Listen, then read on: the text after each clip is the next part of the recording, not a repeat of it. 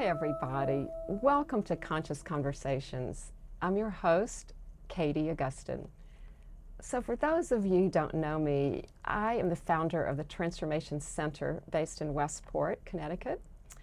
And at the center, in addition to the individual transformation coaching and energy healing sessions that I do, we also offer a variety of classes, workshops, trainings, shamanic clinics on Zoom once a month, sound baths in the backyard when the weather's nice. So we're going to show our contact info, and everything is on the website, which is transformationcenterct.com. And everything we do at the center is really based on helping you gain greater self-awareness. So then you can transform your limiting beliefs, access your inner knowing, and from that place you can consciously create a life that you love. And that's really what it's all about, is helping you do that. So check us out whenever you're in the area or online, because most of the stuff we do is also available online. All right, so I started the Conscious Conversation show because I really love meeting new people and finding out what they're up to, what they're about, and also allowing you to connect with them and find out what's in it for you, learn about their journey and also what they have to offer you. Yeah, so I'm really excited today. My guest is Deana Paqua. Welcome to the show, Deana. Thank you so much, Katie. Yeah, I'm so happy you could make it. I hadn't ever met you in person, but I knew about you, and I kind of watched your stuff online and stuff. Thank you. Yeah, and then when we met on Zoom with the TLC group, right? Because you've known Beth Lees for many years, right? Years, yes. Yeah, and she is the ultimate connector. She is. She's fantastic. Yeah, she's a great mentor. And then I thought about it. I said, wow, I've never had you on the show, so really excited. Here we are. Yeah, here we are. So you know what, I'm just going to read a little bit about you before we get started so our audience can get to know you a little bit before we start. And we're going to put up your slide with your contact info so Awesome. they know how to reach you, your Thank website. Yeah. All right, so Deana Paqua is a teacher, mentor, and practitioner in cross-cultural ancestral energy medicine, contemporary shamanism, and holistic health education. She is also a licensed massage therapist, Reiki master teacher, and adjunct professor at Western Connecticut State University in Danbury. Wow, you have a lot on your plate, it sounds like. Well, yeah, and it's been many years now that I've been involved in this field, so you kind of keep moving along and adding things, right? Yeah, I know what you mean. And you must have started when you were really young, because... Oh, thank you. I wasn't actually that young, but... Well, how did you get started? I'm always curious, like, how did you get interested in what you do, and why that? Right. Yeah. Because it's not a really standard career path that a lot of people follow from their undergrad, and I certainly didn't. I was in the corporate world for a while. Yeah. But, I think a lot of us can go back to our childhood and remember just feeling sensitivity to energies and maybe to spirits and other people's emotions, being an empath. I think a lot of people can relate to that, and I certainly was a very sensitive kid. And a lot of things affected me, from my surroundings, and I didn't really know how to deal with it. Well, that's it. They don't tell us when we're kids. Nobody. I mean, did you ever hear the word empath when you were? Of course not. Yeah. It was just go to school, do your homework, stay out of trouble. Yeah. That kind of thing. Exactly. So it was, I started out as a sensitive kid. Yeah. And, all throughout my life have dealt with anxiety. So that's something that I've worked on through holistic modalities over the years. Mm-hmm. But when I was a senior in college, I actually found out that I had cancer. And I was very lucky because I had a great team of doctors, and I was able to, move through that pretty easily, though it was pretty scary, for anybody. So that was kind of a catalyst, and then I developed obsessive compulsive disorder. It kind of laid the groundwork for that, along with the anxiety. And I started exploring, different types of therapy. I was seeing a psychiatrist. I tried medication, and it didn't help me. I couldn't move through it. And it was like being in mental prison. It was so difficult. And I was also very spiritual my whole life, but didn't really know what to do with that. I was raised Catholic, and I resonate with some of course, with Jesus's teachings. I think they're pretty universal. But, I was also open to I studied world religion, so I was open to, other ways of looking at the world and connecting with the spirit world. So that was like my foundation. So with not being able to move through the OCD and anxiety, I started looking into holistic modalities. So this is going back about 30 years ago. Okay. So that's what started me on that path of exploring holistic modalities. For self-help. For basically. self-healing. Yeah, for self-healing. Okay. So I started seeing a naturopath. I went to a chiropractor, working with flower essences, which are still one of my favorite modalities because they're so gentle. And I started feeling better, and I was like, okay, there are other options. There are other ways to heal. Because, Western medicine has done amazing things for me in certain cases and saved my life, and then in other areas, was not the right fit for certain issues.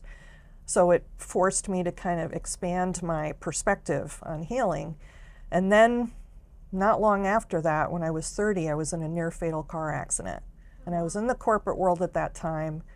And even though I was really successful and I loved my work as a graphic designer, I knew I wasn't meant to be in that environment, and I fought it, because paid vacations are nice, and really good health insurance is nice, and I just didn't know how to make the change, and the universe kind of threw something in my path that I couldn't ignore. It was kind of like, she's not paying attention. We need to really wake her up. Wow. So I was in this very intense experience in the accident. It was a head-on car crash. I was hit at an impact speed of 85 miles an hour. Wow. I mean, really, technically, I shouldn't be here. Yeah. So, the whole front end of my car came in. I shattered both my femurs. I broke my rib cage and ribs, collapsed both my lungs, lacerated my liver. So I had major internal bleeding, both from the femurs and my liver, and needed 13 pints of blood. Wow. Okay. But I also knew when I was in the car that it was going to take a while for EMTs to get to me, because I was on a back road. And I knew it was going to take them a while, and it did. And I couldn't breathe. So you were conscious the whole time? I was conscious. I don't know how I was conscious, but I was, just barely. And I couldn't breathe. And I sat there and I thought, well, do I want to die? And I felt like I was given a choice. And because I could have just closed my eyes and gone. Yeah. It would have been that easy. And I'm an only child, so I knew my parents wouldn't survive. It actually happened on my father's birthday. So it was like, they wouldn't have survived it. I was married at the time. My former husband had just lost his best friend the year before to cancer. I'm like, he can't lose his best friend and his wife in a year. This can't happen. And I also felt like I hadn't done the work that my soul was meant to do in this lifetime. Probably the key thing. It was like I knew that I was not doing the work that I came here to do. I knew I was supposed to be of service, and I was not listening, and it was a big wake-up call. So I just sat there and I tried to breathe and nothing happened. And I just said, okay, God, you have to help me because I can't do this by myself. And all of a sudden, a wave of energy, and back then I didn't even know what was energy. And I just felt this presence, and the only way I can describe it is really pure, unconditional love and grace. It was divine grace. That was the only thing that kept me here. Because between the blood loss and not being able, you're not supposed to be able to breathe when your lungs collapse. I mean, I've been told by many medical professionals that, that doesn't really happen. So clearly there was another mission that I needed to get my butt on board.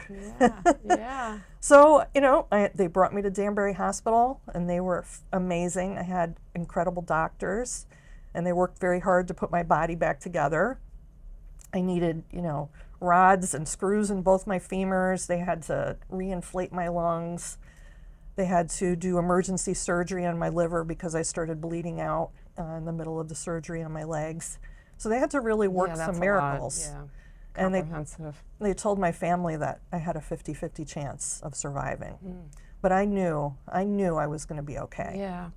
Well, I think that makes a big difference too. When you know, when you can feel I it, just and knew you it. know in your soul and your heart. And I felt like the Creator and I had an agreement.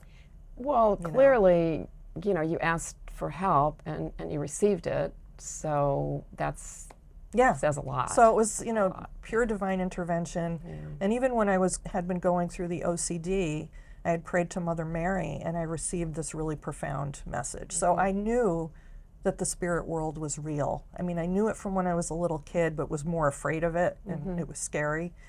But as I got older and I went through these pretty intense challenges, I knew that the spirit world was there. Yeah. So I prayed to the angels, and I knew that I had all these family members praying the rosary. I'm like, yes, please keep doing that. Yeah. Now, prayer is The more powerful. positive Yeah. energy, the better. Yeah. And I healed really miraculously quickly. So about 5 days into my stay in ICU, and I was on life support, I was on a ventilator, I pulled all the tubes out, which I don't recommend. You did it yourself? I did it myself. Oh, dear. I started choking on one of the tubes, and I was like, are you kidding me? I just went through all this stuff, and I'm going to die choking on a tube? I don't think so. So I pulled everything out. The nurse comes running in. She's like, you're going to have to go back on the ventilator. I said, absolutely not. And that's something I would not wish on my worst enemy. It can be life-saving, but it is really a horrific experience to be on a ventilator. So I did not go back on it. And after 8 days, I was out of ICU. And I fought really hard and worked really hard. And even though I was like cut from here, down to my belly button, and all these incisions and bandages and staples and tubes and drains, and I really felt like I was going insane. Because you just feel like you have no control. Right. I was you don't, 30 years old yeah. and couldn't even wipe my own butt to go to the bathroom. It was really a profound lesson in surrendering. Yeah. Yeah. And that's really what really created that foundation for eventually for me to get onto the path of shamanic healing, because it is surrendering and saying, hey, there's this problem either that I have or a client or somebody I know or love has, and we don't know how to solve it. We're turning it over to you because you have a great deal more knowledge and wisdom, and you have a different perspective than we do here. So that's really what that whole journey was. I didn't know what that was then. And then, because I had such amazing experiences with my own healing, and I started as soon as I could incorporating holistic elements into my recovery, like as soon as I could, I was eating very healthy. I was very lucky. I had 2 amazing chefs, my parents. Oh, well, that is helpful. were much younger back in those days, and cooked amazing food and took really good care of me. But I was out of the hospital in 2.5 weeks, and they told me they didn't know if I would be able to walk again because the damage to my femurs was so extensive. And I was like, what? Of course I'm going to walk again. That's happening. Yeah. So I said to my doctor, well, how long do you think? And he's like, we don't know. You've had catastrophic injuries. And I was like, I don't care. He's like, 6 weeks, 10 weeks, we don't know. And I walked in 6 weeks. But I still needed more surgeries, so it took a little while. Then I was back to work in 3.5 months, and back to driving then, and all that stuff. Trying to get my life back to the way that it was before, thinking that was my goal. That's I just want everything back the way it was before. No, that's not happening. Meant to be. No. And going back into the corporate world, while I was very grateful because I worked with amazing people and had amazing bosses, and I loved my work, I couldn't ignore what I had just gone through. And I knew I was it was like a square peg in a round hole again. So I, still had to work on my own healing process. So I just really had to focus on that for the first couple of years and go through the remaining surgeries. And, I started working with a chiropractor and a massage therapist, and blessed that really good insurance back then. Yeah. And then I discovered Reiki through Beth. And I had really profound experiences with that. I was able to get rid of a limp on my left side just from the Reiki 1 training and doing work on myself. And it was so empowering to be able to do self-healing. Yes. So that has become a big part of my practice over the years, is teaching people techniques and tools that they can use for themselves to Well, yeah, empower themselves. That's right, because we all have what we need inside of us. It's just a matter, I believe, of accessing it and believing it too. Right. Or that you can do some of these things for yeah, yourself, you know. Yeah, So the Reiki was really a game changer for me, and I went through the remaining levels of Reiki right before my last surgery to have the rods taken out of my femurs, and I had like this incredibly fast recovery. Like the nurse said to me, when did you have your surgery? I said 10 days ago. And she's like, I've never seen incisions heal this fast. And I was like, yeah. it really helps. I was like, yeah, it does make a difference. And I only needed aspirin as a pain medication. Wow. So it was really incredible. So that was my foundation. Well, that's a good place to start, Yeah. is seeing, when you see the results, because I think a lot of people start out with having a little bit of difficulty kind of believing that it's really going to be helpful, so Right. I mean, you experienced it Yes. firsthand, and so therefore you can communicate that to others, Right. and then they are more likely, I think, to believe it. Yeah, and I think people need to hear, some positive stories and overcoming, obstacles, and that I've always felt like if I could do it, so can you, Yeah. And even at that extreme, I mean, that was pretty extreme what It was you pretty went through. extreme. Yeah, that was extreme. Yeah. So I imagine, I don't know about you, but the people I work with, haven't experienced anything quite that extreme. Right. So it gives you that confidence that if it's not, I mean, it doesn't. Nothing's easy. I don't mean to Right. put it that way, but it's certainly doable. Right. It just Right. takes time. And Yeah, I think, yeah. in Western culture, we want things to be quick. We want the magic bullet or the magic pill, as you know. And it can take time and working through various layers of trauma and pain and trusting that the next steps will be shown to us. That can be difficult to give up that control and just trust that Yeah. things will fall into place. Yeah, no, I think you're absolutely right. For a lot of people, that it's really about, like you said earlier, about surrender in a way. Surrender is a great word. I love that word, and I really practice it myself. But I think for some people, it means giving up, Right. and it's not that at all. No, we still keep doing what we feel called to do. We have to take the steps, right? God helps those who help themselves. That's the thing. We still have to do our part. But it's surrendering the outcome. And that's really Yes. hard because we Yes. get invested in what we want Right. the outcome to be. But we're really not in charge. No. And there's so much more wisdom available to us if we were open to it. Exactly. Sometimes, I always believe this, that God in the universe has like better things in mind than we could possibly in our mind have for Right. us. Because I think, to me, it's a loving God, it's a loving universe. So who are we to think small, Right. When you just open up and say, like the way I like to say it is, for my highest and best good, whatever Right. that may be. Absolutely. Whatever that may look And the like. highest good of all. We don't At really know all, what that at is. all. Right? Yeah, because that's the other thing. So, I mean, the shamanism is so universal in that I believe that it can help anybody, and it's a great Yes. way. It's a way of being, really. Right. It's How not would you describe it? right. It's not a career, it's not a job, it's a calling, really. Okay. And it means different things, like in our contemporary Western culture, what I call contemporary shamanism Yeah. So what's the is difference? different than Yeah. traditional shamanism. And how I got into it, I went to massage therapy school, became a massage therapist, I was doing Reiki, and then one day I was at the office and I just said, I think I need to work with a shaman. It just popped into my head. You know how Yeah. that happens. Yeah. I didn't even know what it meant. Like in today's day and age, I had a vague idea of what it meant traditionally. And then within a month, a shaman showed up on the doorstep of where I was working. And so that was my Yeah. firsthand introduction to some of that work. And that kind of opened that door. So that was over 20 years ago.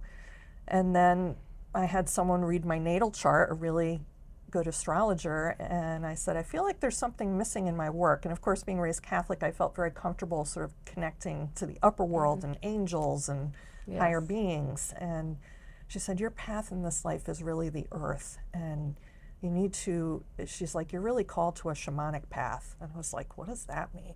She's like, you'll figure it out. Yeah. Okay. Yeah. So I said, all right, God, to universe, if this is the path I am meant to walk, please show me what that means. And then all of a sudden, I started meeting all of these indigenous traditional healers from different cultures. Native North American, many from South America, Tibet. And so I started studying and working with them, and I've been doing that up until today. pretty much You know, ever I still since, continue to work with them and study with them because their knowledge goes back, you know, centuries, really. But not all traditional healers, and this is where it gets confusing, are shamans. That title, anthropologists actually coined and derived from a region in Siberia where they have certain spiritual healers called saman, or the women are called udugan. And they are called by their ancestors to be this specific type of spiritual healer. And they go into a trance state and connect with the spirit world and do their healing in the spirit world. And they also are possessed by an ancestral spirit who then does work through them. So it's the possession part and also going into a trance and being in an altered state of consciousness. And they're called to this path. Right? And we can be called as healers in our culture and study shamanistic techniques, but it's not the same thing as being called to be a shaman in the traditional way. And then there are healers in other cultures and in our own ancestral traditions that are called to be healers, but they had different languages and titles and different practices. Like in North America and a lot of the South American traditions, they have more of a mystical practice where they call on their ancestors and helping spirits to come to them, but they don't necessarily go into a trance or an altered state of consciousness. They are present here in this world and talk to the nature spirits and work with, you know, other spirits of the land or angels. And work to serve their community. It is a path of service. So is the path of the shaman. The shaman's path is a path of service to their community. So the traditional shamans don't do self-healing with shamanism. And that's another thing that I think is great about contemporary shamanism. So Dr. Michael Harner, who is one of the anthropologists that studied with traditional shamans, after many years of study, created a system for Westerners to learn how to go into an altered state of consciousness and connect with our own spirit helpers. It's not the same as a traditional shaman, but it is profoundly, as you know, helpful. And many of us can learn and work with those techniques where we get a different perspective on what needs to be done for healing. We can help the clients clear energy that's entangled in their energy field that they don't know how to release, and they need, you know, an objective person to help them. Soul retrieval, you know, returning. Very powerful, very powerful. One of the most powerful techniques. So that was what it was for me. It just guided me in that direction. That's really interesting. That's who you came here to be, is that type of healer, which is and I combine a lot of different things in my work, and that's one of them, and I think it's really, really helpful. And so I also understand that you're teaching this to other people, right? So like I said, tell us a little bit about that. We have a few more minutes. So like I said, it's been many years, and I've been studying with traditional healers and shamanic teachers here in this country as well. And I've been given permission from my native teachers to share what I've learned. Great. So I was practicing for about 11 years before I started to teach, and teaching is really my greatest joy and greatest passion. Like I said, to help other people find this empowerment for themselves, do whatever self-healing work they can, spiritually or energetically, in whatever way resonates for them, in their own beliefs. So, and one of my favorite things is teaching at WestCon. Oh, right. And we have a program in holistic health that's part of the health promotion and public health degree. Okay.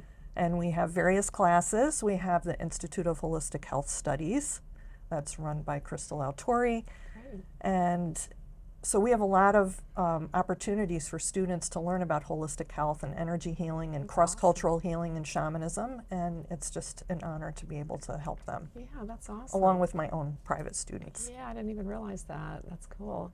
And then you also have a like a year-long study with your private students. Is that what you're referring to? Yes, so I have my own, own business Mm-hmm. where I offer healing sessions and teach classes. Mm-hmm. And my year-long program is a 13-month program. And it helps people create a foundation in contemporary shamanism and learning the journeying practice, Mm-hmm. connecting with nature, connecting with their angels and ancestors and their own animal and plant helpers. Mm-hmm. And then they also learn to build a portable altar, which is called a mesa in the Andean traditions. And they learn all about the traditional ways of building a mesa, and then they learn how to adapt it for our times and our culture. Yeah, which that just brings to mind when you said that Sandra Ingerman. She's amazing. Yes, Did fantastic. a lot of stuff with her online just during the pandemic when there was so much time to Right, be on Zoom doing things. right, absolutely. Yeah, she's a great resource, I think. Absolutely. Yeah, I refer to her books and have yeah, my students read them too. yeah. So that's a great resource right there for you to have for you to be able to teach people, and they can just find you on your website. Now that Right. the 13-month current one has already started. Yes, so the next one will be starting the following October in 2024. But I also have other classes that I teach Okay. that are available. I'm going to be teaching at the Angel Cooperative. Okay. I have Moonai Key Rites coming up again, which are a blend of ancient and contemporary and New Age. And, it's like sort of New Age, ancient, Eastern, Western, North and South American Yeah, that actually rites. sounded very cool. That's on your website. Yes. It starts in January, I believe. I think I'm going to sign up for that. Awesome. Yeah, I would love to do that. It's Yeah. like once a month for 3 months, something like that. Yes, so it's one Sunday, and then we go through the 9 rites, and they're meant to empower everyone's spiritual connection to their guides and angels and the earth, and they're just beautiful. They're really beautiful. Yeah. Well, check it out on Deana's website when you get a chance. We'll put your Thank you. info up again before we sign off, so we have to wrap up. But Yes, thank you so much for being on the show, and we'll be in touch, I'm sure. Thank And you, thanks Katie. to our audience for joining us today, and thank you to the Westport Library, Verso Studios, for hosting us. Till the next time, namaste.